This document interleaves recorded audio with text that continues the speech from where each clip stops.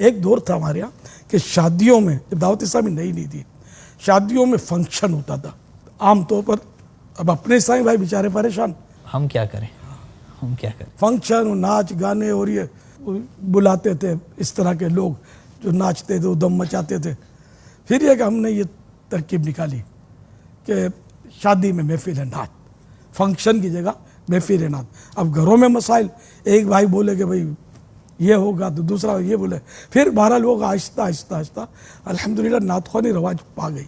अब इसमें क्या होता था कि मुझे जाना होता था। अब यार हम तो कराची सतह पर ही थे, तो कराची के मुख्तलिफ इलाकों में जब मैं आऊँगा यार नातख़्वानी करो, तो इस बहाने वो फंक्शन कैंसिल, नातख़्वानी में इलियास आएगा अपने यहाँ। तो यूँ मोहब्बत तो लोगों को पैदा हो चुकी थी दावत इस्लामी में, और सोशल मीडिया नहीं था तो बाद लोग देखना भी चाहते होंगे कि देखें तो सही है कौन, अल्हम्दुलिल्लाह। तो यूँ मतलब ये कि मैंने बहुत नातख़्वानी इस तरह की अटेंड की शादियों की। तो फिर वो 3 काम करने होते थे मुझे। निकाह पढ़ाना होता था, निकाह भी मैंने बहुत पढ़ाए हैं।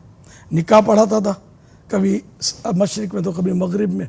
अच्छा, और वलीमा में हाज़िरी और ये नातख़्वानी, ये 3 काम अल्हम्दुलिल्लाह मैंने यूँ कह सकता हूँ कि बहुत किए।